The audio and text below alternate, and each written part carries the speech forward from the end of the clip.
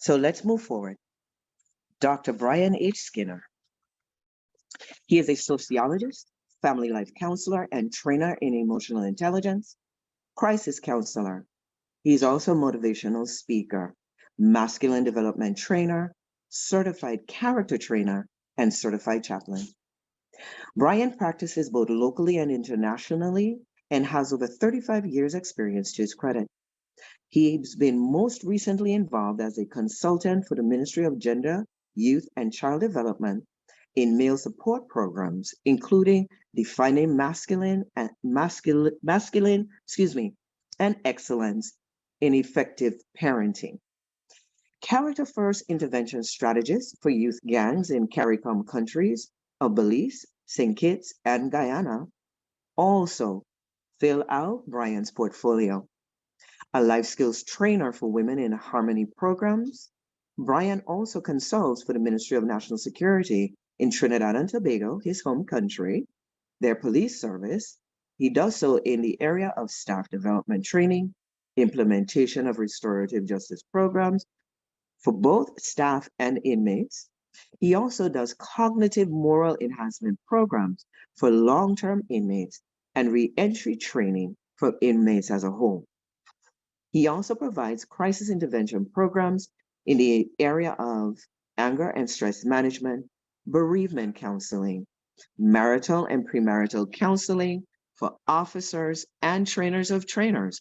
Again, those who oversee our loved ones and those incarcerated, they too need intervention. He also is internationally known. He's been involved in a number of intervention programs in the US.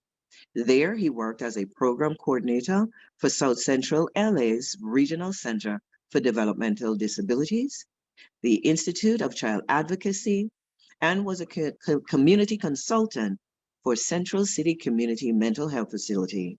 There, he focused on preventive child services. He also provided parenting intervention strategies for adolescent mothers within the LA Unified School District.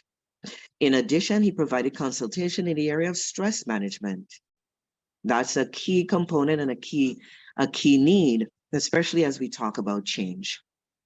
Some of his more recent emphasis have been includes involvement as a character strategist for youth gangs, and his program is called A Character First Intervention for Schools and Youth Facilities. In the CARICOM region of Belize, St. Kitts, Guyana, Trinidad, he also was involved as a motivational trainer for youth with a program that he developed called Male Identity and How to Relate to Other Males. He also offers training to men as caregivers for the Ministry of Gender and Child Development. Please welcome Dr. Brian H. Skinner.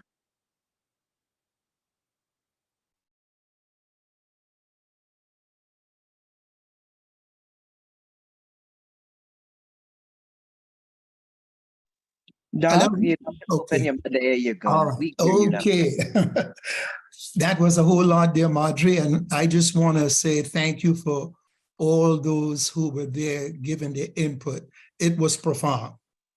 And I just had to sit down here and just listen. Great motivation for me. I feel like I'm running a 440 relay and I'm just handed the third, I'm running the third leg. Not the first, not the second.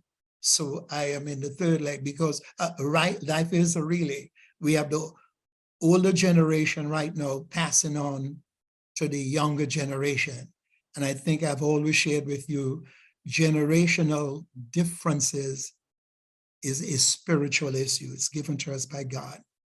I want to be as practical and with the time you have given to me and to see what I can add any impetus to what you have already pulled together there.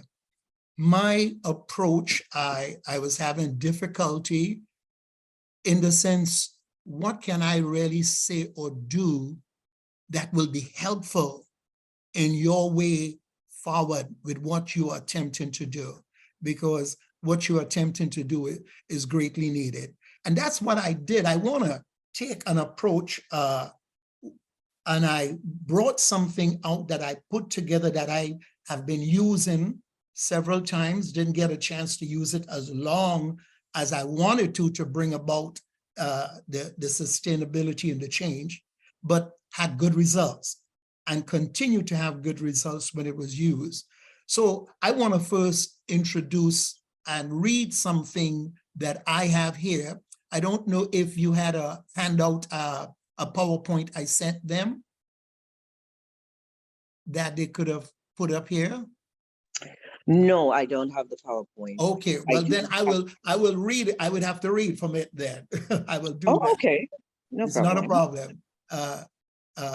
One of the things I would like to state to our listening and the audiences that have been there, I like to address myself as a family life counselor. And the reason I say that, I took that from our brother Solomon, who said there's a time to born and there's a time to die. So I counsel from the womb to the tomb. And that's very inclusive, especially death. Death makes sure he evens out everything. So based on that, I would like to see myself as a character builder and working with men and families. So I just want to say, one of the things I would like to share is the importance of building character and competencies into systems, the importance of bringing character and competency to get consistency within our systems. I say that because I want to just share this. So why character matters? You see, most leaders believe the success of their organizations is a result of 4 core employee traits: skills, knowledge, relationships, and intelligence. In fact, these are the elements that most managers seek to measure with resumes, interviews, and reference checks. HRs know what I'm speaking about. However, there is one element that is far more important than these. That element is character. Almost every single issue you deal with today is a character issue, good or bad. Today, we hire people for skills, then we fire them for character. It is a person's character that determines his or her level of achievement and ultimately impacts the organization's success. And that organization can start at its micro, meaning the family, and it can extend to the macro. One of the other things I want to share about what I'm sharing here, it comes with something that I've been putting together over the years called character, cognitive, behavioral transformation. It's an approach I use with character to bring about sustainability, to bring about sustainability within the system. How can we have things over a long period of time to be done at a level that is acceptable? It takes 2 things to do that. It takes character plus consistency. You see, character touches everything we do. It takes character to finish work assignments, treat others with respect, and build healthy relationships. Character is our inner moral compass. When we develop good character, it makes our decision-making easier and more consistent. We know what to do. Character is who you are when no one is watching you. Reputation is what others think of you. But competency is the knowledge and skills needed to solve technical problems. And as I listened to all what was being said, both of them are being put forward. the character, which people might call attitude, and the skill sets, which we call competence. So when you put character together with competence, you get your name brand of consistency. And in the correction and in the areas where we've been talking, we have not been having the consistency that we want. The gentleman who worked with the police officer spoke about how he came to the islands. I don't know if he checked with Mr. Belafonte, who said, "Oh, island in the sun, willed to me by my father's hands. All the days I will sing in praise of your forest waters and your shining sun." I don't know if he had checked with him before, because if he did, he would understand that character also plays an important part in the Caribbean. So that's why he ran into some of the problems.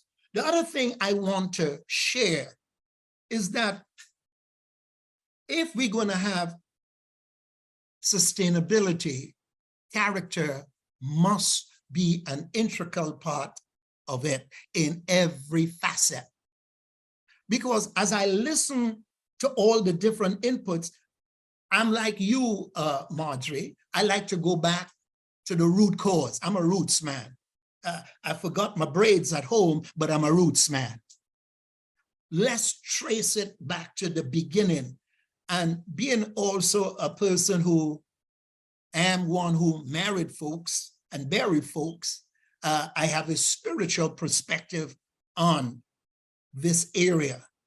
Because when we think about the first crime, the first murder committed, and I took notes what was saying that somebody killed somebody. Well, the first murder was committed by two brothers, and it was a religious murder.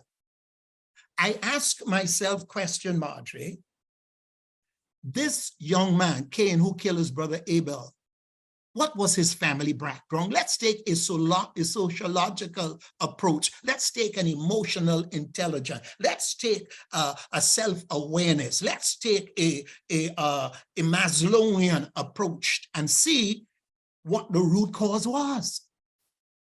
Well, my question is, did he come from a one-parent family? No, he came from a two-parent family. So we can't blame it on the one-parent family.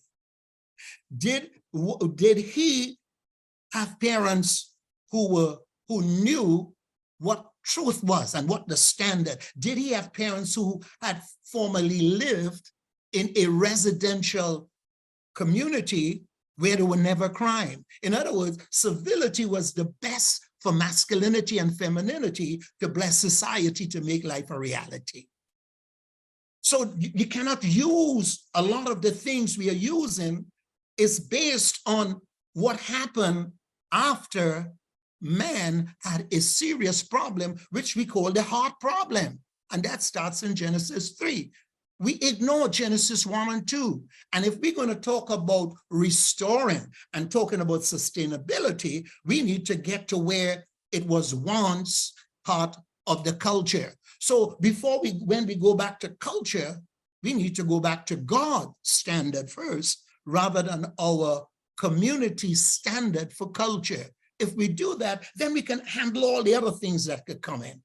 Because I heard you say it, one of the best books that deal with crime and dealing with people and management and justice came from a brother that all of us are cognizant of, who had a very serious background as a murderer. His name was Moses. But we somehow have forgotten that literature plays a crucial role in raising a civil society.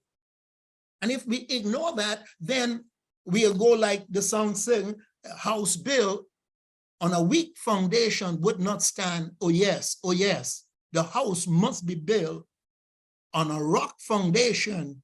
Oh yes, oh yes, oh yes. And that means spirituality plays a crucial role. Spirituality is not a side aspect to crime. It's the most important aspect. In fact, it's in the spirit where the transformation is going to take place to touch the soul, which is the mind, the emotion, and the will. And once that occurs, then the will speaks to the brain and tell the brain, we are building new real estate in these areas, because these new real estate based on transformation of our values that we got from our beliefs are the ones that sets the tone for success and give you the best. And we need to then start doing some research in spirituality, because that's an area that many universities and academic settings do not research, but it's being done in big fashion in many universities in the United States. And they are now developing a big resource center for follow-throughs over 10, 15 years. And it's being done by people who know how to research every phenomena. Margaret Mead, when she was researching men or communities, anywhere she saw a civilization, she came and she put up her tent and she evaluated. We cannot put up tent in our Caribbean communities and ignore the spiritual aspect of an individual, because that's where he gets his value from. That's where he gets his life from. So if we're going to be successful, we have to take a different approach in that. And based on that, I just want to share with you and with those who have come together an approach that I have done in the past, and it's called a special approach. I'm going to try to pull it up see if I can get it here for you.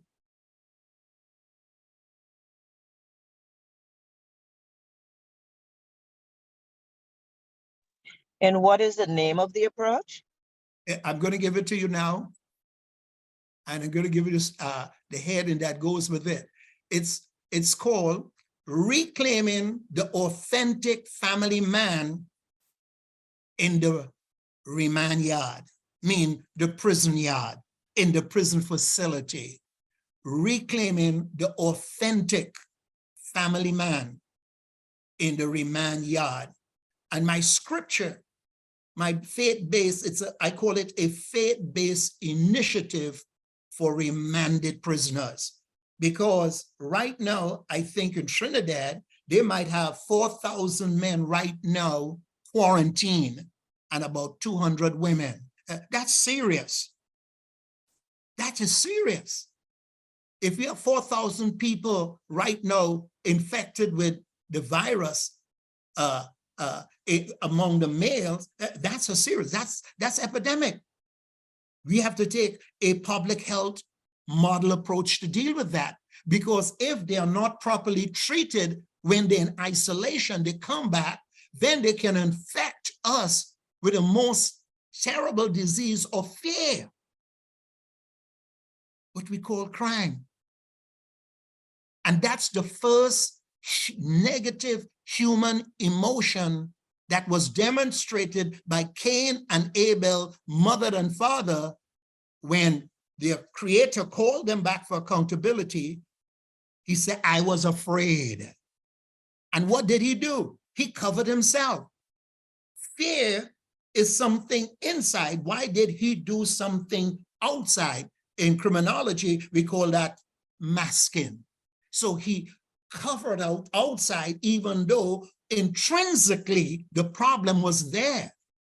And a lot of programs going after the external and not dealing with the spirit and the soul of the human personality, because we don't see it as a tripod.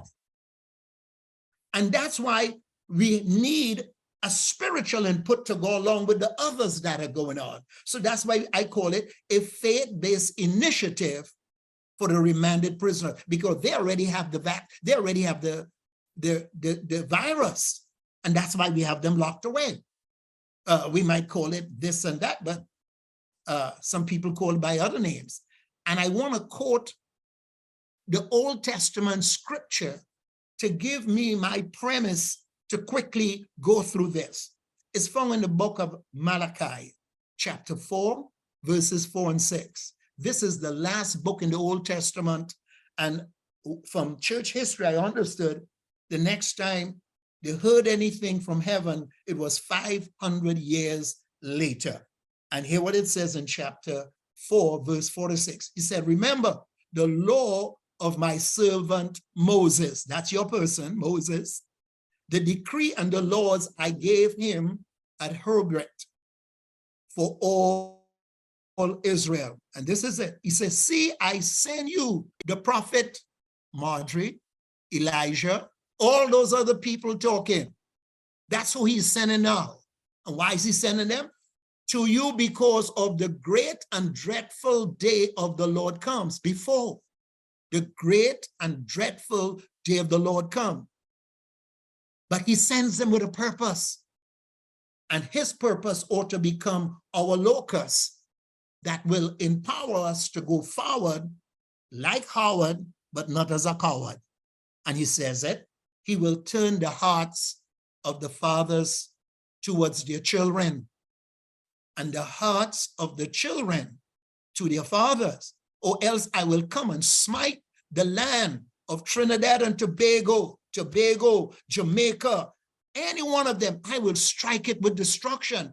We have 4,000 men already incubated for bringing destruction because the hearts of the fathers will not turn. You say, but why he did not mention the women? The reason he did not mention the mothers, because the mothers never moved.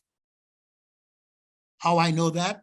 If anybody leave right now and go up to any prison, who you think you will see standing out those prison gates with something in their hand and their pocket to give the prisoner? Not the fathers so much. It is the mothers. Mama have not moved because mama still remember that guy they have locked up. She had him incubate him for 9 months, releasing all of her chemicals in him and nutrient and protecting him and providing life for him and giving him an attachment, not just with her, but an attachment that she got from his father. So we can't leave out the father. That's why God came and said, I will turn the hearts. Notice, Marjorie, he did not say the head. So he's not after your intellectual competencies per se. He's after your heart. Why? The heart is the seat of all emotions. Now, if God or if spirituality is going after the heart of mankind to help him with his masculinity so he can define it in excellence, then we better pick up there and let other institutions stop saying that men have no emotions and they're emotionless. If it is so, why is God going after his heart? After all, it's he who gave man significance when he made him in his own image and likeness. So the designer ought to know the designing. So that's why your faith base is important. So based on that, I mentioned that the reclaiming the authentic man is a male initiative that we can put not just in one prison, but any prison within the Caribbean. You see why? Well, you see, men remanded in custody, and I want to go through it real quick here. Let me just get it here.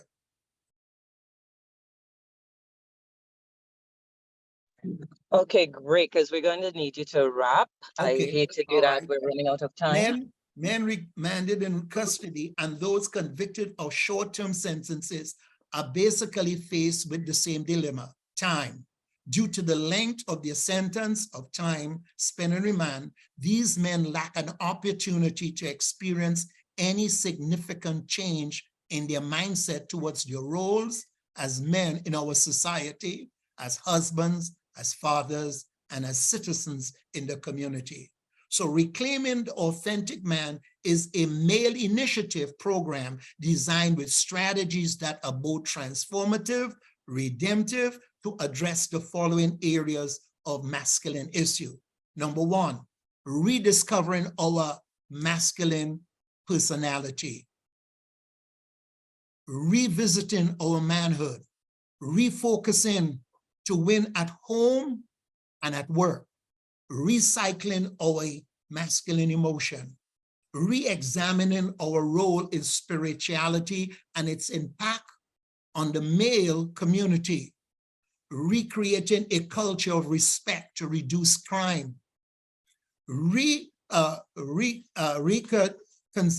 reconsidering his character as a key to success and greatness, and re-establishing the character quality of tolerance for male development, self-acceptance, and nation building.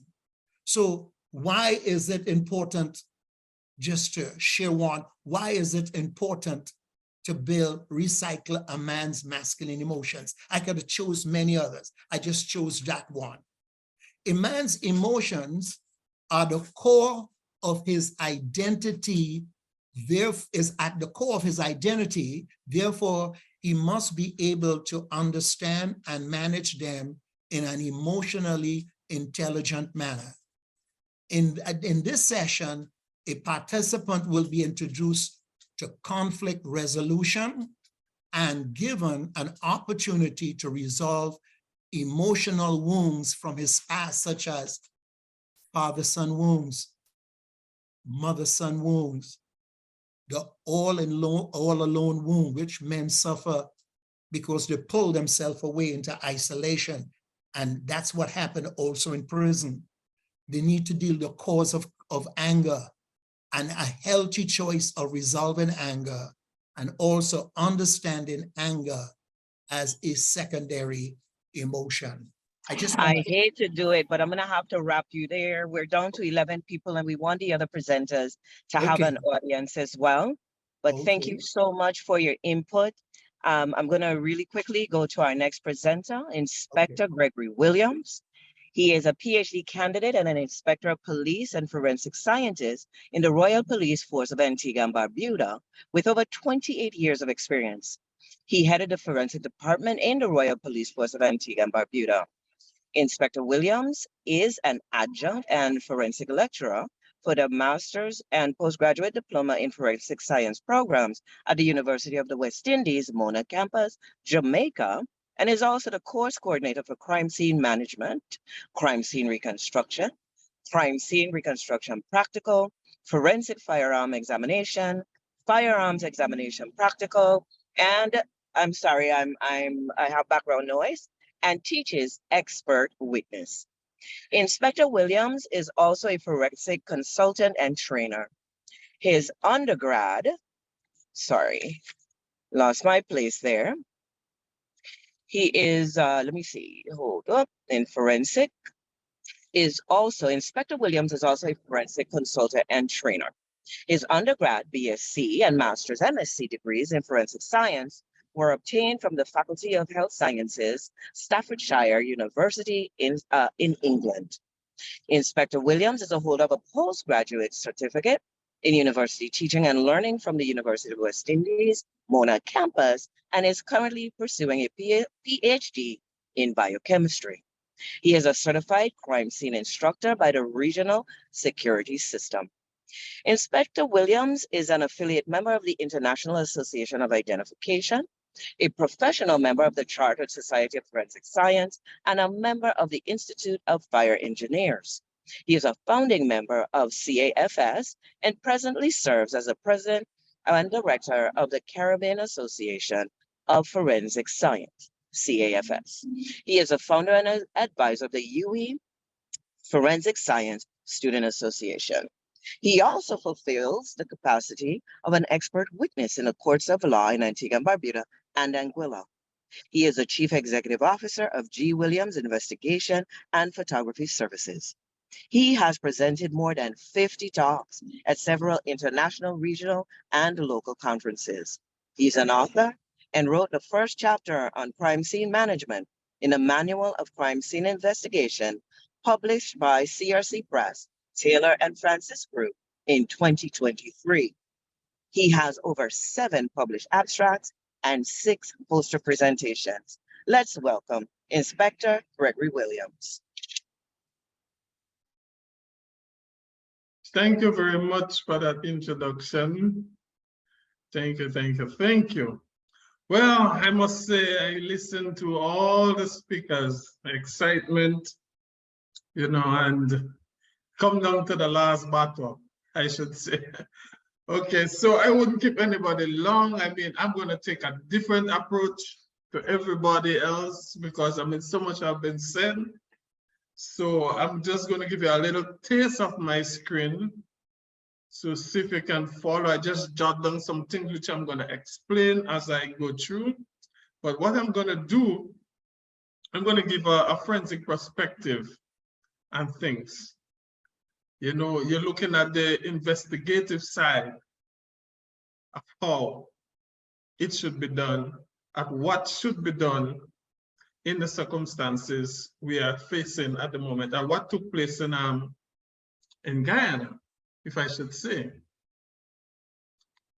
And as I said, yeah, the forensic approach into the investigation. So I'll go straight into it. So I have an objective here, which is to give a brief overview of managing crime and violence, the Caribbean, and to highlight the need for forensic sciences in the management of criminal justice, or the criminal justice system. Because what happens at time when these incidents occurs, we tend to leave out the most important thing that could help us to tell a story of what actually transpired. You know, yes, we know a crime has been committed. Yes, but did the person we say commit that crime, did that person really committed the crime? And what made that person commit that crime? And if that person commit the crime, then can we find the evidence to prove or disprove the theory? So that's where I'm gonna go with it, because I realize in Guyana itself, there's limited forensic expert on the ground to really deal with situations like this. So we say crime is an act or commission of an act that is forbidden by public law. And what is forensic science? And if we're looking about, let me just put this on a slide. Right. So if we're looking about forensic science here, we say forensic science is science used for the resolution of legal disputes in the court of law. And that is mainly what it is about, the sciences that you put together. And once you use it in the court of law, then it becomes forensic science. Okay? So a forensic scientist now is a servant to the court and has privileged roles as an expert compared with a lay, a professional. And some of the main areas we look at when we speak about forensic science and we speak about the criminal justice system and how we may help the criminal justice system. And if we're looking for reform, etc., you know, and how we can move forward, then the investigative part of it must play a role, and it's very important in moving forward. So we said some of the main areas are biology, chemistry, you know, and we say medicine. Although sciences use many different areas, but some that we don't pay attention to, which is really of effect now, computer science. But what I'm going to look at here now, forensic psychology and criminology. Because if you put it in context to what just transpired, you know, and every time I hear Mahdia, I hope I pronounce it right, it make me remember the movie, you know what I mean? With Mahdia gone to jail. And it take me back to that, and we have to look at the psychologists, you know, the forensic psychology behind everything that happens, the criminal intent behind everything that happens, you know, and can we prove or disprove it? Can we find the reason why such things happen or why it actually occurred? Because we know that a young lady was accused, you know what I mean, of, or alleged, we should say, you know, of the lives of what, about 20 persons, right? So, but can we really justify? Can we tell? Can we find the evidence? You know, that person might say, yes, I did it, but is there the evidence to prove or disprove that that person actually did it? And then we ask why. If they did it, why did they do it? So the role of the forensic scientist now, I will just go through that quickly in the judicial process. So we say forensic science examines the object, the substances, you know, blood, etc., the chemicals, the explosive, everything. Forensic science has undergone a dramatic progress in recent years, including the area of DNA collection and analysis and reconstruction of crime scenes.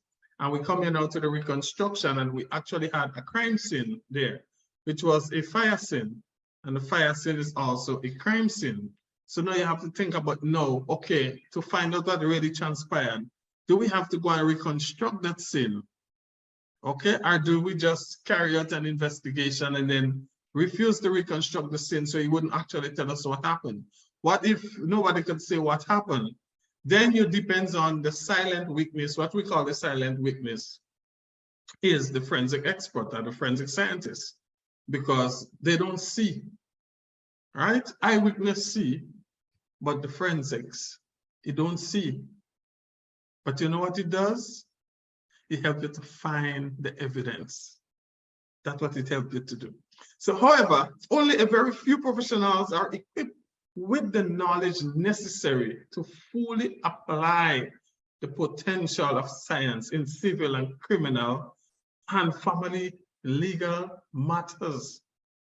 And that is so true in, especially in Guyana on the ground. And if you lack the investigative skills and the ability to deal with such issues, then we will always have a problem. Because as I say, anytime if you're dealing with reform, the justice system plays an important role in it. And the sciences also will help approve or disprove a theory.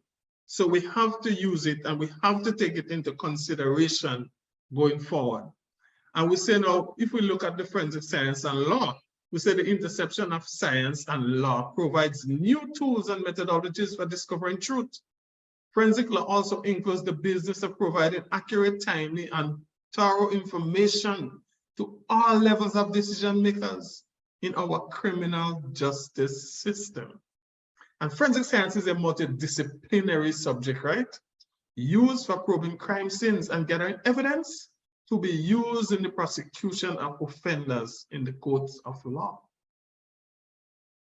And by giving you a brief description of what forensics is and how we can use it in circumstances like those, now I would say, how can we manage crime and violence? Can we really manage it? Now we'll ask ourselves, who is responsible? Yes, we have someone commit the crime, but because that person commit the crime, is that person really responsible? What caused that person to commit such an offense, if they did it? Now you look at the areas of interest. You look at government organizations. How much government organizations are there to help? You also look at police forces. Are they equipped enough to deal with the situation and to deal with the circumstances that approach them? Are they equipped enough to deal with it? Also, are they equipped enough to have a strong intelligence gathering that they can pick up certain information before certain things happen? And then you look at the private sector. The private sector must also play a role, because when you go into the private sector situation now, you're looking at, okay, there may be private institutions that can help students, help children, you know, who are troubled or who may have a serious issue, you know, and we have to look at that also, because you cannot, again, go forward and then leave out the private sector, because the private sector is very important in any justice reform whatsoever we are dealing with. And then we look at what we call education. What is our education level, where we are? How much do we teach? How much do we educate? So the persons can know what to do and what not to do, you know, and how much the educational system now are playing, and what role do they play in the criminal justice system? You know, and we have to look at, you know, the scholarships, the funding, etc. And then if we look at now, we go on to, let me say, language. Language is a serious thing because we may all be the same color, the same race, but do we speak the same language? Do we? And do all of us have the same culture? I may speak French, you may speak Spanish, you may speak English, you may speak Patois. There's several different languages. So the language barrier is also a difference because someone could be telling you, listen, I need help. But the language that they speak, you don't understand. So once you don't understand that language, then it becomes a problem. And then how do we fix that? Now, your cultural aspect, your cultural background, how do you deal with that? As you're speaking about the Amerindians and etc. and all those. So if we are looking at that, the culture in crime, it's a serious thing again. But do you have the expertise to deal with those, to understand? So you can speak the same language that they speak. You know, do we train our officers, our police system? Do they train the officers to deal with the cultural aspects in that country or whichever country you are? Do you understand the background where they're coming from? So these are where all education, the language, the culture, everything ties in together. Because in order to get a successful investigation and to understand why people do the things they do, then all of these have to tie in together. You have to bring them together. And then if we look at here now, we have integration, right? And that is a serious, serious thing again. We have integration, intervention. We also look at CARICOM, OECS. And why I put CARICOM and OECS here? You know, I heard somebody ask earlier, I mean, what can we do? I think the pastor, I forgot the pastor name, nobody asked earlier. What can we do? How can we find solutions to fix it? No, CARICOM, this is the whole Caribbean. The government ministers, they run CARICOM, right? They are the heads, just so with the OECS countries. Now, if we look at CARICOM, now what they are doing, do we have any policies CARICOM-wide? You understand? If we think, talking about integration and intervention. Now, do CARICOM set a foundation? If it's the biggest body in the Caribbean that we are recognized under, no, do they have a formula? And I put in it like that. Do they have a formula for us to follow?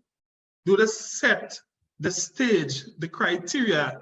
Do they have a criteria set out that every country under CARICOM could follow when it comes to the criminal justice system? And that is important. If this happens, what can we do? You know, because one country cannot do it alone. So if you only look at one country in the aspect, just as the same, sometimes one country cannot solve all the crime. You understand? Because we have interaction, we have integration, people moving from place to place. You know what I mean? So CARICOM has to play a role. It's very important, you know, that any information going forward, everything you ever doing to reform, in relation to reform, CARICOM has to play a role in it because they are the leading Caribbean body that every Caribbean representative or every country, it fall under the CARICOM banner. And we have to look at it and have to speak to the government ministers who can put policies in place, you know, and make it law so we all can follow. No, if I just go on to schools, how do we deal with crime in schools? We have different institutions, right, in schools. And how do we investigate these crimes when they occurred in school? I could remember I was at Staffordshire University in England and I used to be a special constable for the English police while I there. And there was this area where the crime rate was so high, you know, and how that crime rate came down, you know, was a lot of discussion, a lot of meetings, crime plans had to be drawn up, you know what I mean? But what we're lacking in our system and our region, crime plans to deal with situation like what happened in Guyana. If your country don't have a strong crime plan, then your criminal justice system will be weak, very weak, because you don't have a model, you don't have a plan moving forward. So when something happens now, you don't know how to deal with it. So a crime plan is very, very important moving forward. Even to the schools must play a role. You know, no, it's either when you come to the school system, you say it's either they set up a security system within the schools itself. You know, sometimes they just say the best person to manage security is yourself.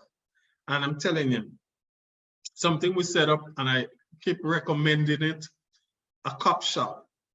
No, the students could be responsible for their own security. Just as how you form all kinds of different clubs in the school, you form a security club in the schools. And those students will be responsible for each other. Students hear everything. And once they hear something, now somebody will be able to say, Miss, sir, this is going to go down so and so time. But if you don't have that platform within your school system, no, there will always be crimes at the school. There will always, and it's difficult for a police or somebody to come in and stop it because the students are the one that is filled with that knowledge. They are the ones that know what is happening. So if we put them to police themselves and have somebody to report to, then that will take out a lot of stigma on other students. And also it will help reform the criminal justice system and help to control the violence that takes place in schools, etc. Because most of the time, you know, a student don't just get up and do something. Another student knows about it. But if there is somewhere that the students could report to, because not all students want to report back to the police, etc., because they don't want nobody to say, okay, you are informer. But when a student go and talk to another student, you don't know what the student is talking about. But at the same time, that student is giving the head student information that may stop a crime. So that's a way we have to look at it moving forward into the school system. The clubs, the societies you set up a crime club, society in the school that deals with the security of the schools where they can learn to secure themselves, just the same. But no, you don't see that in any schools, etc. So what roles do the school or institution play? And we will ask ourselves that. When you look at now the school administration, you know, what role do they play in the safety of the students on the campus? And how do they report the matter? And that is also important. How do the police officers now go into the schools and deal with the crime? You know, and how when a student commits a crime, how do you deal with it? Do you have to go in the school and get the student and bring them up? So these are the plans moving forward. You know, we can consider moving forward in how we build this thing. So I'm trying to give solutions, I'm giving problem and solutions at the same time. Now, when I say who monitors? Who monitors? Again, who monitors the student? We can't. So the student have to monitor each other. You understand? Who controls the security? And that is a big, big question. Again, who controls it? For example, in the situation, if I take it back to Guyana, again, what transpired? Now, who controls the security? Who monitors? Who monitors the students? Who monitor the children? You know, who was responsible for doing that? Now, if you had a situation where the student monitors students, that a situation would have been different. Because you can't take the principal one security to monitor all the students. That's it. It just don't make sense. It wouldn't even happen. So you have to find a way in which you can monitor the student. And the best persons to do that is the students themselves. So we have to think about that. Other institutions have to think about that moving forward. I'm going to go this kind of fast because I know we're out of time. So what do we look for? We say, now, how do we investigate? How do we investigate? What do we look for? And in situations like this, what I should say, we as the forensics personnel, when we go in, we look for many, many different things. What caused that person? Remember I talked about psychology, criminology. We have psychology, but what we need is the forensic psychologist, because what? The scene tells a story. The crime scene tells a story. And what happened in Guyana, there is a story behind of it. It didn't just happen. There was built up from way before. There was signs, but nobody is looking for it. So no one was able to see it. As I said, if you see a good eye don't miss anything. A good eye doesn't miss anything. So who has the eye? Who had the eye to look and to see what was going on before that incident happened? Who could have stopped it? And this is where we have to think moving forward. And as I said, when you don't see, that's where forensic comes in to help you. The evidence. How do we, when we get the evidence, what do we do with it? Because you have to think about now, there's families out there to want justice, you know, and although the family want justice for what happened to all the kids, all the children, there is another one who is fighting for justice also. Because that's the one that is going to prison. That's the one that is locked up. And then so you have two matters dealing with now. You have families dealing with because a situation happened. And you have another family also suffering because the person that committed the crime also. And then how do you deal with situations like this? Do you have the proper investigative tools to come in to help? Do you have the training necessary on the ground to deal with situations like this? You know what I mean? And if you're the Child Justice Act, I know we have one in Antigua here that giving a lot of problems also. But then when you are charged with a crime, you understand? You can't just leave it there because the situation still exists. It happened, it may happen again. But then now, how do we stop it? You know, and the way we stop it now, you have to find what happened, what caused it to happen, what created the issue in the first place. So when you go to investigate, you cannot just investigate the crime only. You have to investigate the persons who was in charge. You have to investigate the parents. You have to speak to the parents of those children, whether brother, sister, mother, father. You have to investigate them also, interview them also. You have to investigate whosoever the teacher was teaching them, because they, trust me, they have seen something, but they wasn't paying attention. So they might be able to recall that, okay, a few weeks ago, this is what I saw. This is what transpired. This is what happened. So then you have to go all the way back and look into the background and look into the future. So you're taking the background, you're taking from what happened maybe 10 months ago, or 1 year ago, or 3 years ago, and bring it into today, what happened today. So you actually can build and tell a story. But why? We don't look for those things. But if we want answers, that's what we have to do. You have to go back. You know, like you're reading a book and you forget something and you have to go back to the page.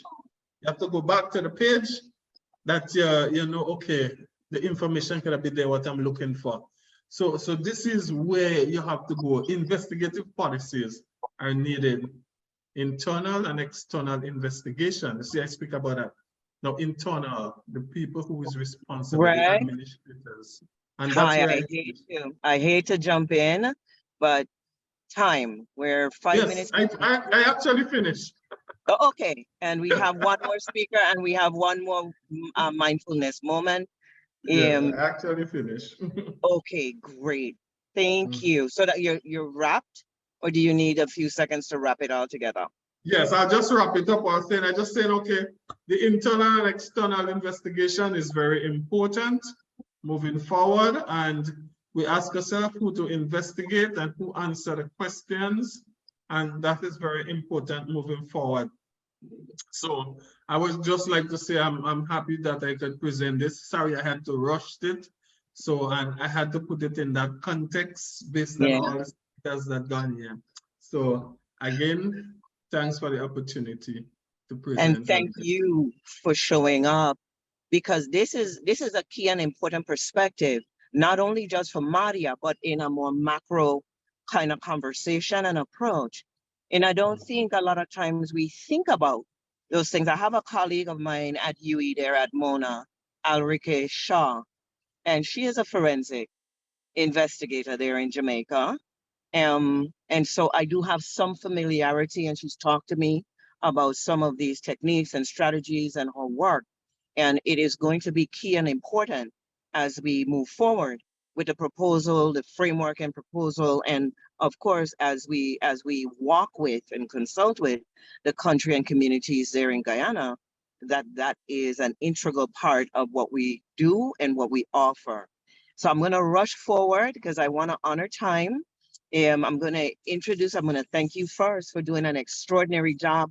Thank you for being here. I mean, you've stayed the course. You've been here since early this morning and you just walked with us, and we're going to walk with you and no say that we're not done. Yeah, you already know. Thanks again. Our next presenter, and we saved the best for last, of course. Don't beat me up now. Pastor Wendell P. Jeffrey has been in the vanguard of rehabilitation of ex-offenders for over 25 years. He's a trained pastor and the founder of Practical Christianity Ministries and the owner and chief executive officer of Green Valley Behavior Modification Facility. He is an accomplished author and motivational speaker. The 13-part lecture series, which he wrote, has become an effective tool in his rehabilitation effort with ex-offenders, both in the Caribbean and North America. The many years he has spent in prison rehabilitation internationally has provided him with deep and valuable insights into the factors that contribute to crime and to the high rates of recidivism. He understands the many, often hidden, triggers that lead to truancy and criminal behavior. Pastor Jeffrey has consulted with the CARICOM in the area of crime and security with a focus on restorative justice.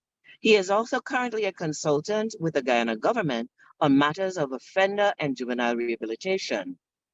Mr. Jeffrey has been a featured speaker at multiple workshops and seminars aimed at educating the public on how targeted interventions can restore the most vulnerable asset a country has, its human capital.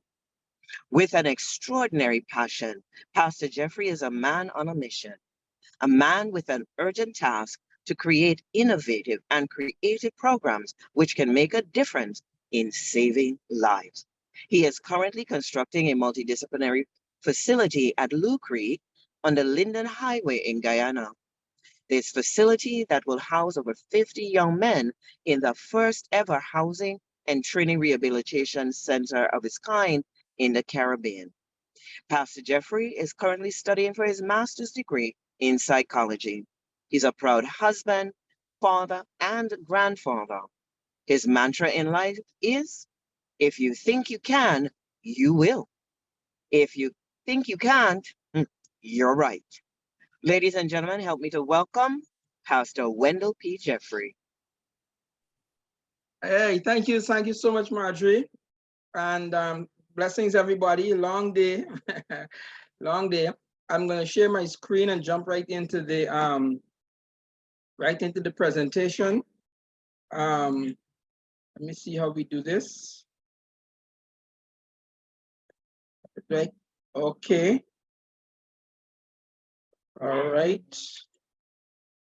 Are we up? And there you are. Yes. Okay. All right. So yeah, I am an ex-offender myself, having served some time for drug trafficking many years ago. And so the desire that I have to help was born particularly out of my experience while I was incarcerated. I saw the men in there who, many of them should not have been in there for one reason or another. And then those who were deservedly in there, I realized that they had some academic challenges or some family upbringing, community history that might have contributed to their delinquent behaviors. And so while I was incarcerated many years ago, but 25 years or so ago, I decided that I promised God, it was the promise I made to God, that I will do something. And so ever since I came out, I founded the organization Practical Christianity Ministries and have gone around the world to several prisons and and have done presentations like I'm doing now at different levels. So I want to talk a little about rethinking prevention and rehabilitation in a holistically, right? How we can do it in a holistic manner. And I know we press for time. Establishing the foundation. Let me reduce this here. It is well documented within the psychological and mental health arena that how we view ourselves is significantly influences our emotions and behaviors, right? So again, we're dealing with the mind, how you influence, how you see yourself. And so as we're talking about offenders and juvenile delinquents and those who are troubled, we understanding it's directly related to how they see themselves. So what is needed? What is needed for us on this forum is for us to identify the hotspots. What do I mean when I say hotspots? I mean the ghettos, the projects, the low-income housing areas, the night shelters, the prisons, etc., so that we could share these concepts. And that is what I was asking Dr. Daisley earlier.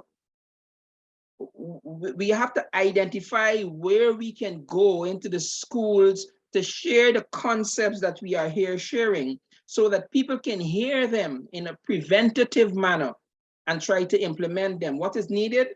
A structured approach of well-formulated interventions of cognitive reorientation. The situation we're having is that people are not thinking right. It's a mental situation. They're not thinking right. And so what is needed for the purposes of this discourse is a structured approach of well-formulated interventions of cognitive reorientation. And what is cognitive reorientation? Well, it is defined loosely as the therapeutic technique used in psychology and counseling to help challenge and modify negative or maladaptive thought patterns and beliefs. So cognitive reorientation, you have to get people to think differently. That young lady, as we talk of Mahdia, the young girl, her thinking, even if nobody was hurt as a result of her act. And by the way, she's not the first person. We had a situation at another, about a few years ago, we had another situation where a girl, she was told to wash her clothes. And she was upset that the house mother told her to wash her clothes. And so she went into the laundry area and lit the clothes afire and burned down the whole dorm. Well, it was a housing for homeless children or children who have nowhere to go. You know, it wasn't a dorm. It was one of these shelters. But the whole place burned down because she was told to wash her clothes and she lit the clothes afire instead. So the thinking, these young people or even adult offenders, we have to work on their thinking and we have to provide cognitive reorientation. All right? We have to formulate partnerships, establish partnerships between civil society, government, and stakeholders. And we talked about that earlier. One of the preventers talked about that. We have to go into the schools and the religious institutions and community centers and correctional facilities, right? Get these people involved. I heard Marjorie speak of the church and Dr. Kanu spoke of the role of the church, right? In dealing, and some of the other presenters talk about faith, the role of faith in helping to switch the cognitive understanding of the general populace, right? There needs to be urgent work in getting at-risk populations to identify and examine their cognitive distortions, what we call thinking errors, that usually contribute to negative emotions and unhealthy behaviors. The Bible says that we who are strong need to bear the infirmity of the weak. So we are very deliberate in what we're doing. We know that this is a mind thing, okay? Decisions are made at the mind level, and a lot of decisions that are made are decisions that are made out of hurt and trauma and negativity. You know, some of the role play we can do when we go out there is to ask people, what thoughts are you most likely engaging during the day? And inevitably, it's worry, which is the negativity of what will happen in the future, worry and anxiety, projecting on the negative things in the future, or it's anger and resentment of what has happened in the past. And that is what governs the life of the average person. Eckhart Tolle speaks about the isness or the nowness, where we don't enjoy the moment. Nobody really, hardly anybody enjoys the moment. We always stressed about what is going to come, or we angry and resentful of what happened without enjoying the nowness of the moment, thinking errors. And a lot of deviancy and crime comes as a result of those kind of thinkings. We need to actively engage, right? The process would involve allowing for feedback role plays. When we go to do these presentations, cognitive reorientation, feedback, role plays, challenging the negative thoughts of the participants, finding plausible ways for gathering evidence, considering alternative explanations, and evaluating the consequences of maintaining negative beliefs and behaviors. So those are some of the things you will do once we go to the communities and the church and the prisons and these correctional facilities, right? When these interventions are formalized, individuals are taught how to replace unhelpful or irrational thoughts with more adaptive and constructive ones. That's our role, to get them there, to give them options. This will lead to improved emotional well-being and healthier behaviors. Professionals are needed. Cognitive reorientations need direct and deliberate planning and execution. You can't do it on the fly. You have to understand who it is you're going to be presenting to, the age group, the community generally. You have to know what you're doing, right? Professional, you have to approach it in a very professional way. It's recommended that one seeks guidance from a qualified person in the field of counseling and psychology to assist with the structuring of your interventions, whether those interventions are academic, like what I'm doing now, just academic, or if it's therapeutic, where you have to actually take some person on an individual basis and walk them through cognitive orientation. So you need professional guidance. It is something that you can do if you're fairly educated, but the premise of it, the foundation, you should seek professional guidance as you seek to construct your presentations. And then neuro-linguistic programming. Cognitive reorientation is diagnostic, right? Cognitive reorientation, as you reorient, you're telling the guy, hey man, you use drugs, you shouldn't be using drugs. So you're now walking him through the cognitive reorientation. You're getting him back to understand that the behavior is wrong. Hey man, you break into people's house, you're deviant, you're truant, right? So cognitive orientation is more, it defaults to the diagnostic. We partner cognitive orientation with neuro-linguistic programming, right?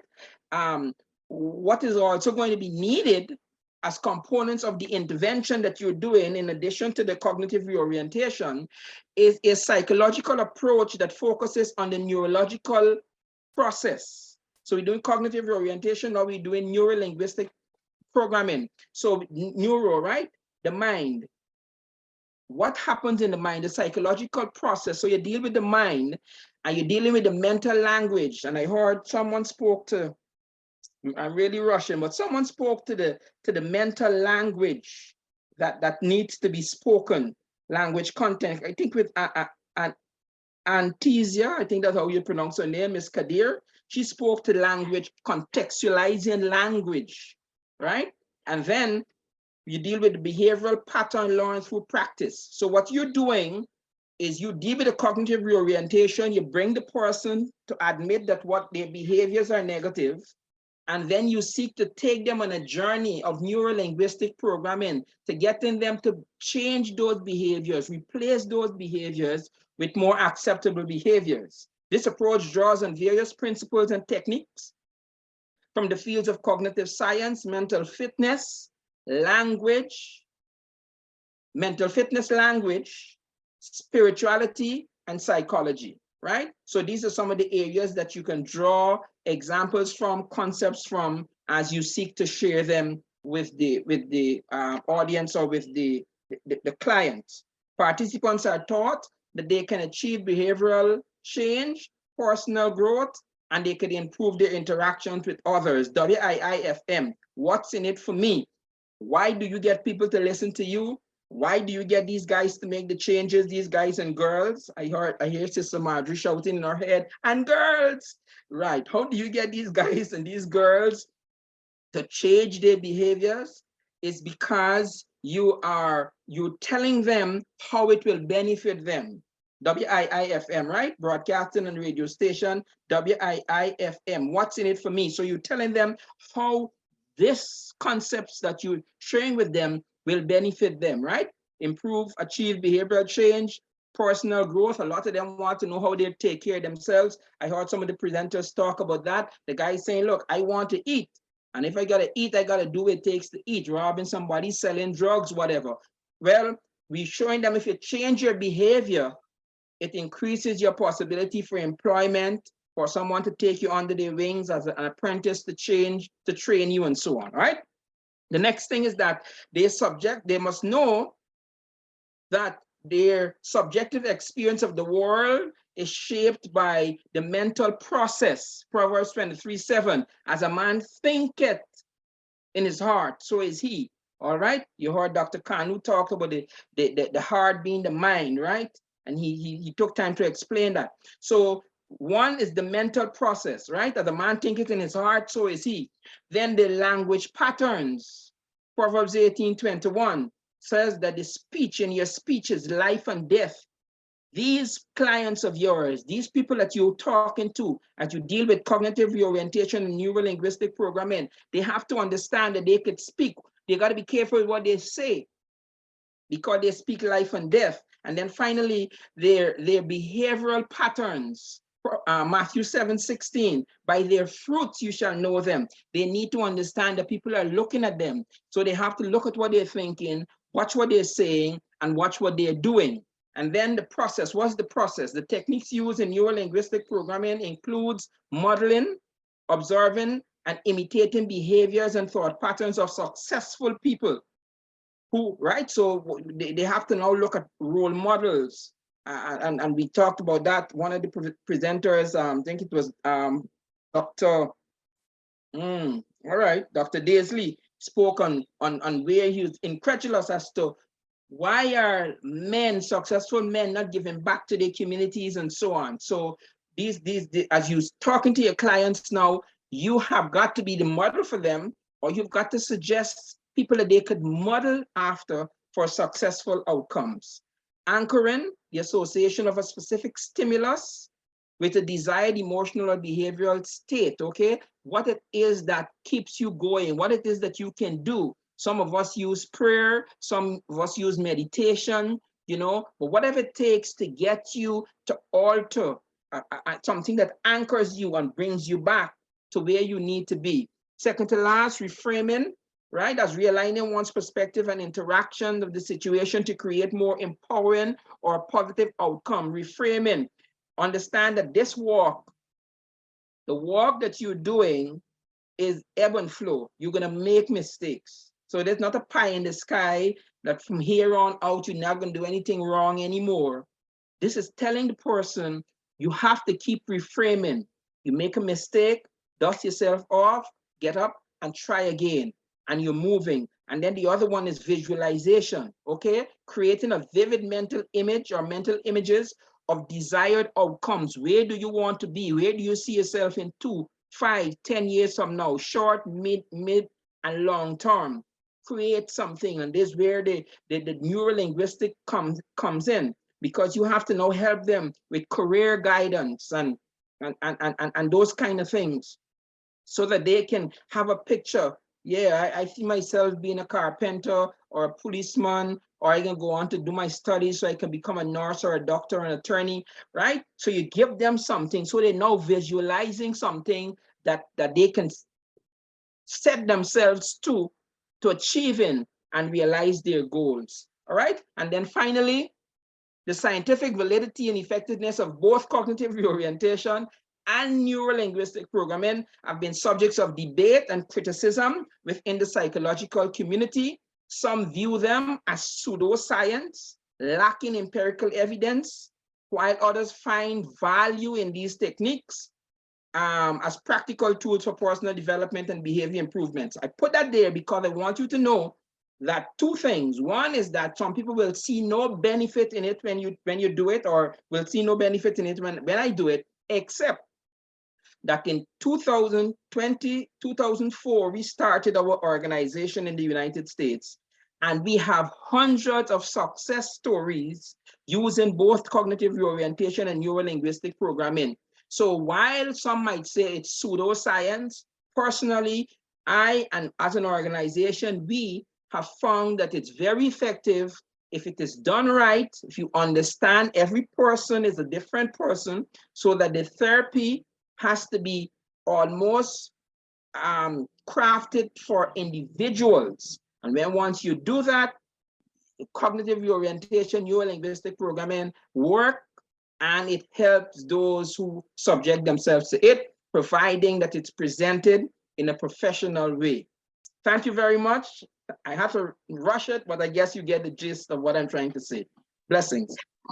Blessings to you. It didn't even come across as rushed. You are so good at what you do.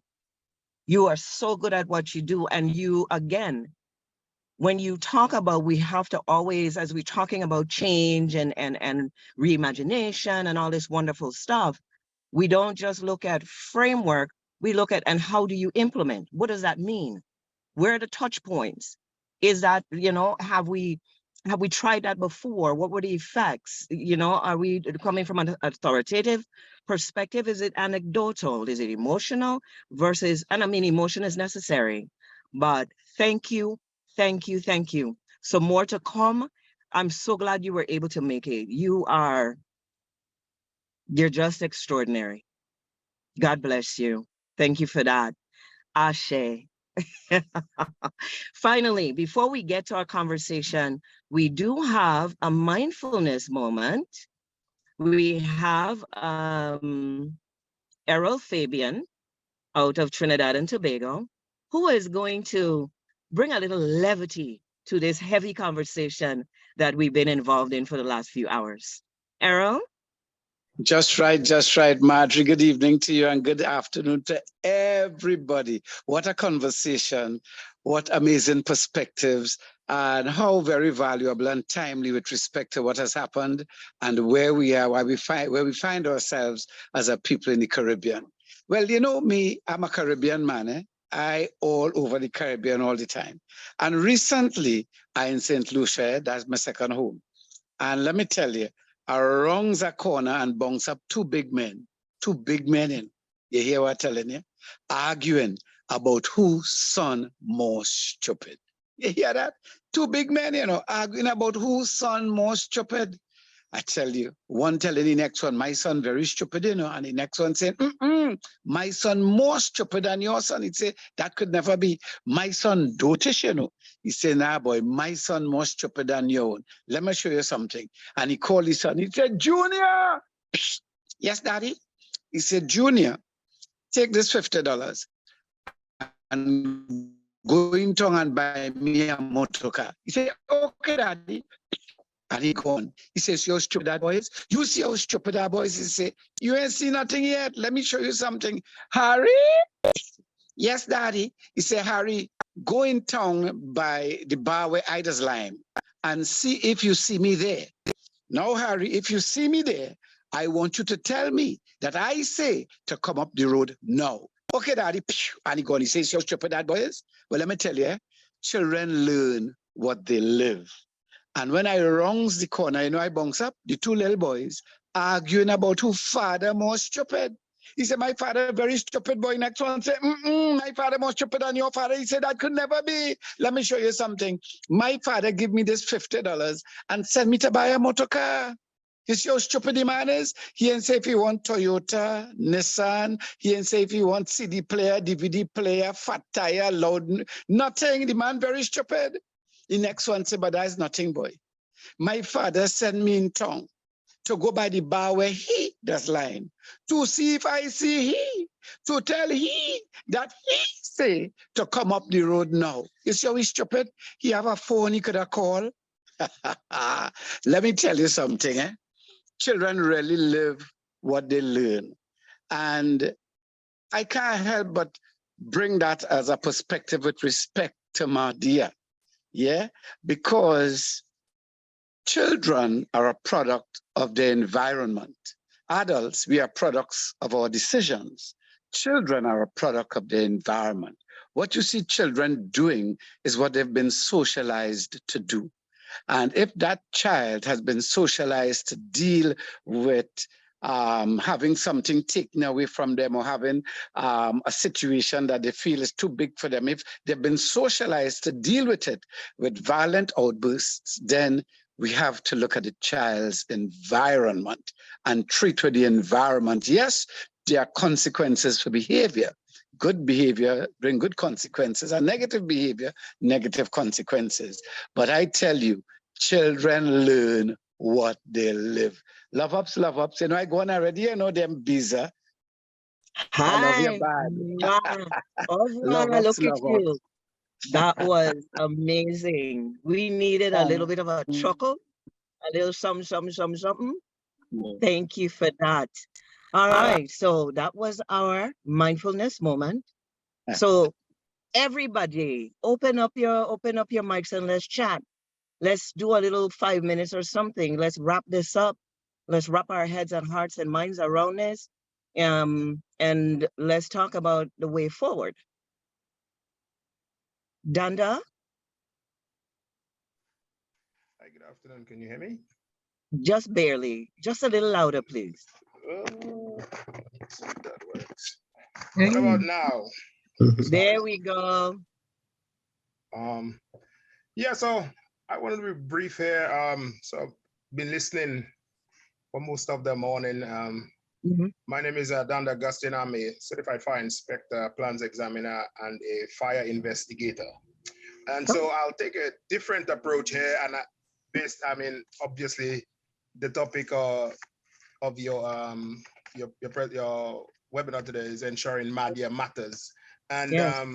of course, crime is a very important topic, and it's everybody's business, and definitely that is very important also. I will just focus my little couple minutes of presentation on just on fire safety and fire investigation as it relates to Mahdia. And so and so from a fire safety standpoint, and I like, and the comments are not just going to be towards Mahdia. It applies throughout the region. And when I say that, I mean, because I currently work in the Pacific Northwest USA.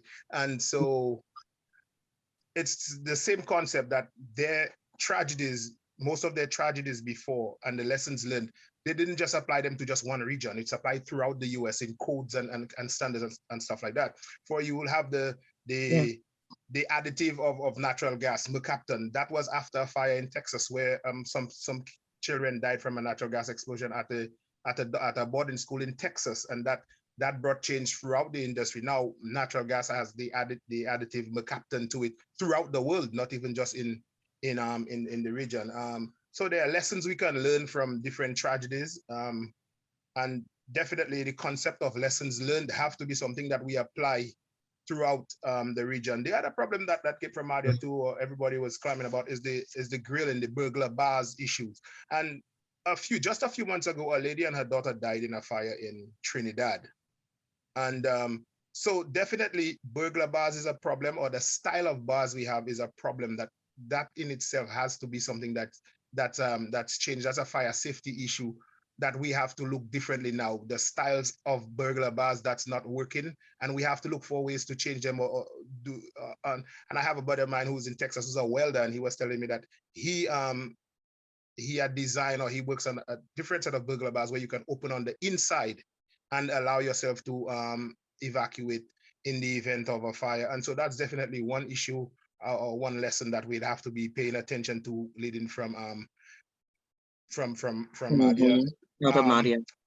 Yes, and so the issue I have, like in the Caribbean, so I keep saying that we do not have to reinvent the wheel. It's kind of there for us. We take examples from like the first world countries, the USA, Canada, and the European countries, and we do not have to reinvent the wheel. There's certain things that we can do or we can learn as new technologies become available. The problem that's coming to the Caribbean, and it's coming at an alarming rate, and and kind of like nobody's paying attention to it. And I have investigated this year at least like 5 or 6 fires related to those electric vehicles and those like electric scooters and those kind of things. There are hazards associated with those. The Caribbean has electric vehicles, they have electric scooters, electric bikes, those things, you know. And so like I say, and if you look at like first world countries like in the US, over in Europe, they are having problems with those with this type of equipment. So obviously, if those countries having problems with them, when they hit the Caribbean, they are definitely problematic. And so my thing is education, awareness, and obviously leads to better prevention if you can address those things and nip it in the bud. So that's another issue that, you know, I have with that. We appreciate that. Thank you for that. Prevention is always definitely better than cure. Yes, yeah. And if we can learn lessons from others who are not even necessarily similarly positioned, but they're engaging around the same kind of concepts and issues. Everybody that presented certainly advocated around that. We you know, you take best practices, lessons learned, you know, evaluate evidence and modify it for your context and make it work for you. Thank you for that. But we're running down time now. Anybody else? Thank you for that, Danda. And you say you're in the Pacific Northwest. Where are you? Yes, I'm in Washington. Okay, where in Washington? Seattle. Oh, okay, cool. I'm in Cali. Okay, all right. Yeah. So I'm West Coast. Right now, I'm a Caribbean girl living in the Caribbean. There you go. But I'm from St. Lucia originally, so. Hey, all right, I heard the accent. I know Errol, like, you know, because, you know, he's just saying that's his second home. Yes. Yeah, he's sitting in your country right now enjoying the trade winds. Take all that. That's good. But I hope he enjoys it. Absolutely. But in terms of everyone else, anybody wants to open their mic, open your mics. Let's wrap this up, you know, in a nice neat package, and let's take it home. For me, let me start pitching in right now. For me, what I take away from this is exactly what I wanted, was that people brought specifics. And when I say specific concept area, right? Desmond, looking at it through the lens of faith. We had Dr. Walwyn looking at it through the lens of community policing and programs. You know, everybody came in saying, you know what, here is what we found to work, to your point, Danda. Here is what we found to work in other jurisdictions, and it has been effective. Then the numbers bear it out, et cetera, et cetera. There is an example that I know of in Richmond, California. It was the murder capital of, actually, I think it was the US, but for sure, California. And what they did is they got gang leaders, sat them down, gave them some training, give them funding, expose them, you know, take them on different educational outings and excursions, whatever. And the crime rate plummeted. So we know that there are things that work, and how can we adapt them to our jurisdiction, to our context, and create an intersectional multidisciplinary framework and approach that we can implement. And again, nothing is going to be perfect. Nothing is going to be, you know, the magic bullet per se. It's not going to be perfect, but we will be perfectly intentional that we're going to keep going. We're going to keep going. Does anybody else have any input, thoughts, or anything? because we're going to wrap it up. And Pastor Wendell, if you don't mind, I'd love you to take us out with prayer. And I see Dr. Williams opened his mic. Yes, I just want to say that the Caribbean needs to create, as going forward with this, that framework must be the Caribbean blueprint, because I don't, maybe I shouldn't say I don't, the Caribbean does not seem to want to share or exist in silos. And that is the danger of all these powerful people sitting in the Caribbean, not known, and cannot solve their own problem. So when you're outsourced, you realize, damn, the Caribbean has more than you think. We need to start creating that and going forward with that power that the Caribbean has.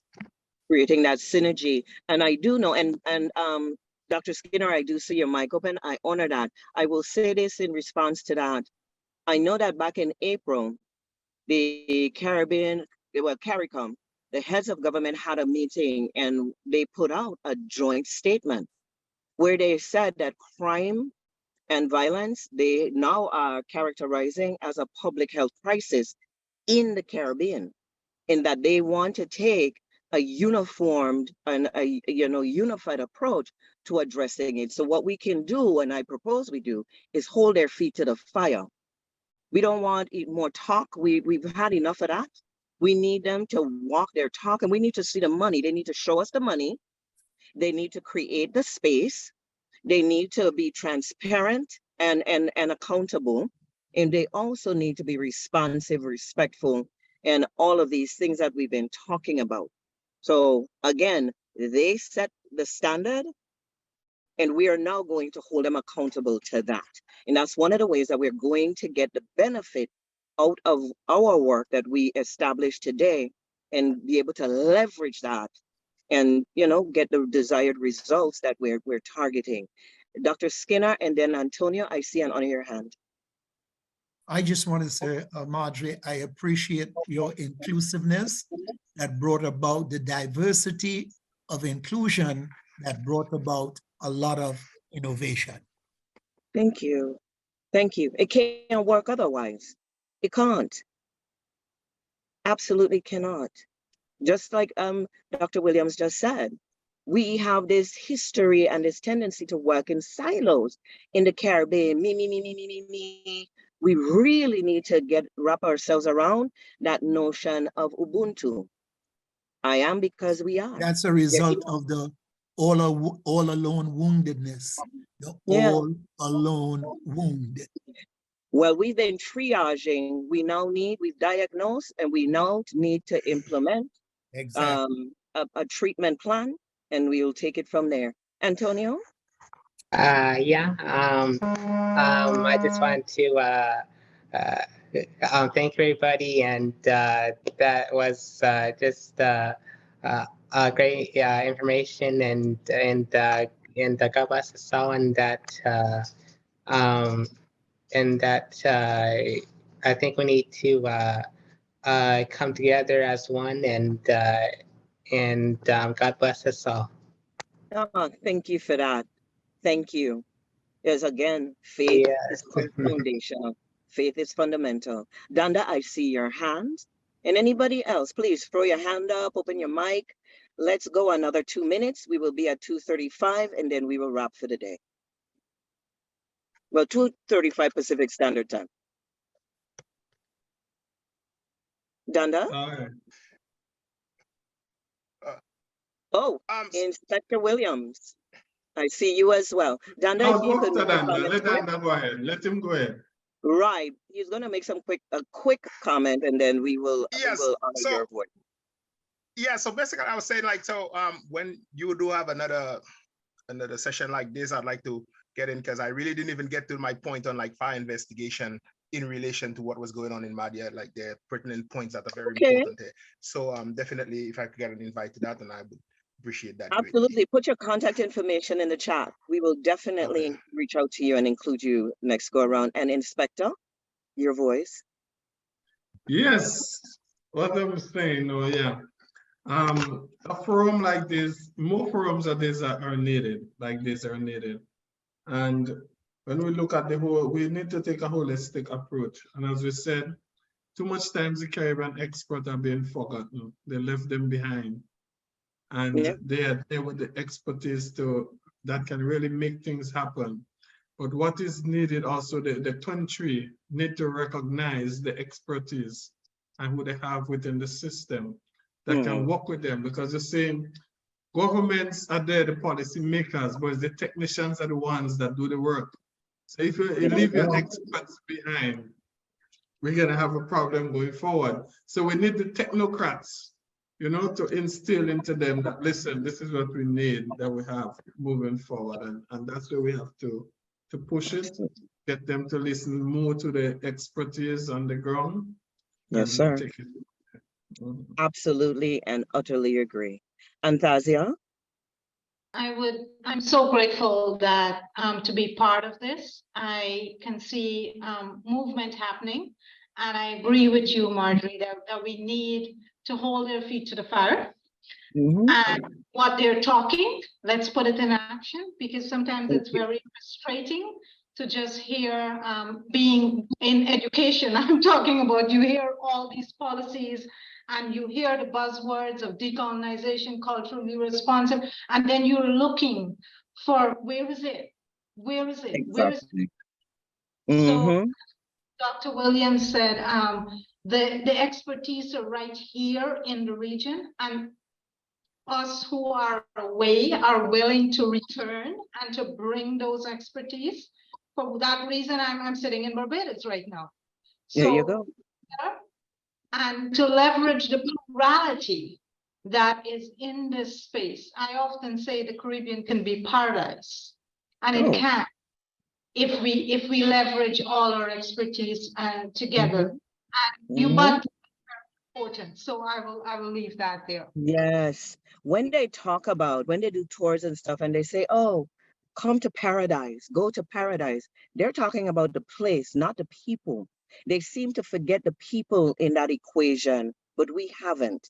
Yeah. And taking a person first approach is always going to be the better, if you will, the more sustainable and effective approach, because we make policy around people, not make policy and then tell people to fit into the policy.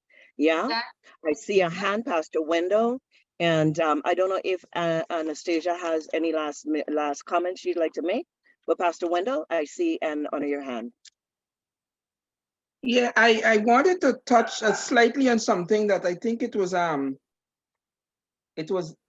Leslyn Bob Semple. I don't know if she's still on, but she spoke on about some of the, she said that she didn't see anything in relation to the response by way of counselors and so on, going into the communities, not just the council, the families of the survivors, but I think it was you, Margie, who spoke also to the first responders.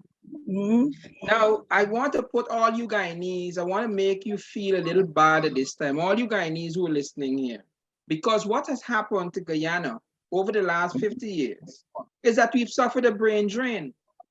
Upwards of 75% of all the people who graduate from our higher educations of learning in this country leave Guyana. So do we have problems with fire inspectors? Do we have problems with everything? Yes, yes. Guyana is a big old pot of backwardness. Why? Because all our minds are sitting in California and Barbados and New York and England. The best and the brightest of us are not in Guyana by the thousands. And so, do we have problems in Guyana? Yes. Why? A great extent is because our brightest go to greener pastures and then leave us.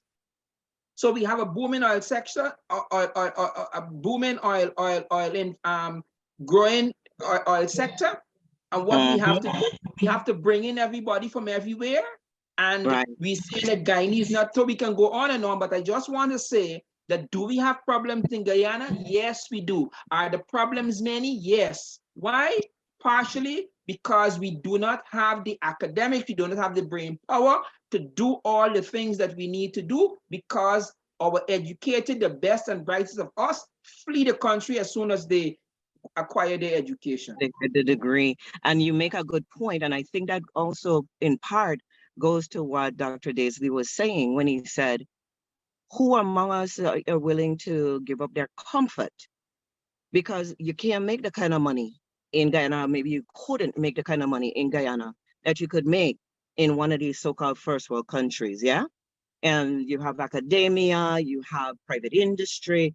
And so what is the thing that would cause me to come home, take less pay, live in quote unquote less than optimal living conditions as compared to where I was? What would cause me to do that? Love of my country, love of my people. I tell my family all the time, hear this, I want to be where my navel string buried. You understand? There is a voice. Is that you, Anastasia? Yeah, me too. I just want to just quickly, I just want to say too that I try to practice what I preach. I have dual citizenship. My wife is from Barbados. For those of you Bajans on there, my children are all grown. I could live, my wife and I could live any part of the world. But we have chosen to be here, and it's a sacrifice to live in Guyana. But because we understand the need, that's why we're here. So I'm saying that, you know, I understand what Mr. Marjorie is saying. Sometimes we have to think about leaving our comfort zone. Sometimes it's you know, you make a commitment with God, say, look, I'll go and help out those folks in the next 5 years or the next 10 years or something like that. But I'm saying that is what we will need. We are at a point where we are breaking, right? The country is breaking. Crime, recidivism, healthcare, just about every sector. Guyana has problems with that. Yeah. Again, because we don't have the personnel to enjoy the benefits like countries that have our brightest mind. Understood and well received. And Fazia? Can I respond to Pastor Jeffrey in terms of returning to Guyana? Guyana is where, as Margie said, my navel string is joke there. And when I made the decision to do research and come back to the region, my first choice is always Guyana, has always been Guyana, and I've returned to Guyana several times. The response from the people that are supposed to, I don't want anybody to worship me. No, this is about service. This is about coming home in humility and to serve. The rest, we can have many conversations about. So being at UWI, which is the institution that I've chosen to complete my doctoral studies, I could be up in Canada at one of the big fancy universities doing my doctoral studies. But if I want to be in the Caribbean and be with my people, then I can't sit up in a high and mighty whatever and lord over. So I came and Barbados because I'm at Cayville. And to make that sacrifice, I would do it in a jiffy. But, and we all know where that goes, right? So we do. Let's do it, Marjorie. Let's do So it. Marjorie, let me just this is a good discussion. And Stasia, let me say that the reluctance and whatever you feel, the inability for those who are in power to understand the benefits that you bring is not unique to you. I suffer from that. I've been back in Guyana since 2009. And what I had to do, I came back, I was in America and I was doing rehabilitation. I've been a chaplain, I've been doing good. And I came back and I said, these people are going to understand that Guyana is known for its crime. All across the statistics show that Guyanese are locked up across the Caribbean more than any other Caribbean national. We export crime. Right where you are in Barbados, there are more Guyanese in the prisons. In fact, the statistic used to be where you have more Guyanese female in the female prison than Bajan females. That's another story. But anyhow, and so I came back with excited. like Brother Kanu said, one of the prisons I worked with in the United States had 4,000 men, one prison. Westville Correctional Institution. At any time in Guyana, you only got 2,500 people locked up. So you can imagine the excitement that this born, bred Guyanese went away, educated himself, and now he's going to come back and he's going to reduce crime and recidivism.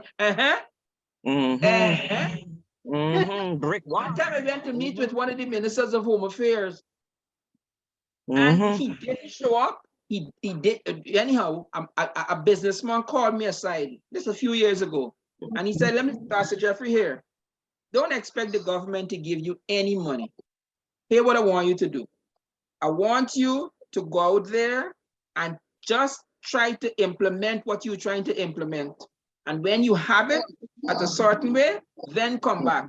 That businessman made a few calls. I was able to get a loan. And that is how we are building the first behavioral modification facility in the Caribbean. I consult for CARICOM and all kind of thing like that. And we are working it slow because the money is not as much and stuff like that. But when it is finished, it's going to be the first of its kind. It's going to have international reputation and so on. I'm saying all of this to say to you, Anastasia. Anastasia. All right. Miss Kadir, I'm saying to you, you've got to find a niche for yourself. You got to understand that those people who are at the top, again, it has to do with their mindset. Remember, they're a part of the ignorance that obtains in Guyana.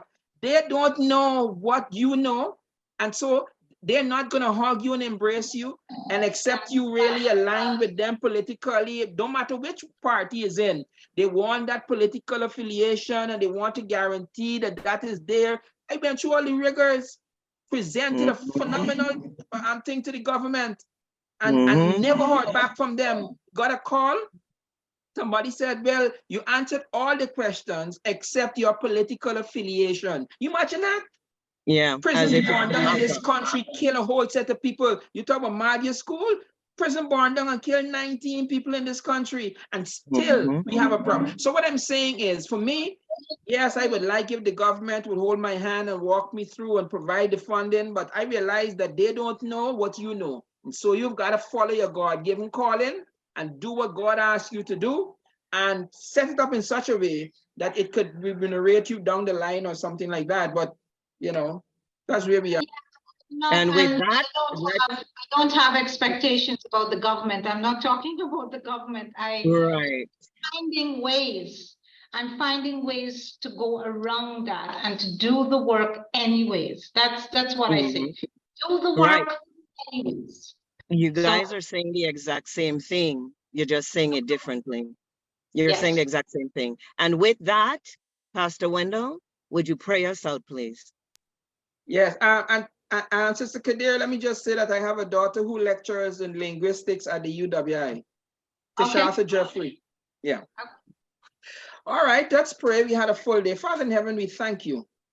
We thank you for affording us the privilege to come together with like minds, with a desire singular to the upliftment of those who are less fortunate than we are in one way or another. Father, you have given us that desire. It is an implant of yours for us to seek the betterment of humanity. And so we've sacrificed our time and other things that we could have done. And we have stayed here. Those of us who had joined and had to leave, Father, we came because we want to lend our voice and our talents and our giftedness and our finances to the betterment of humanity. Father, you're the one who have created the people that we are trying to help. And so we pray that you will provide the resources, the technical know-how, the facilities, whatever the project ideas, whatever we need to take us to another level so that we could bring relief to those who are hurting as a result of the cracks that they would have fallen through as a result of the society in which we live. So forgive us of our sins, give us a renewed vigor, a renewed vitality, a renewed focus so that we can continue keeping on.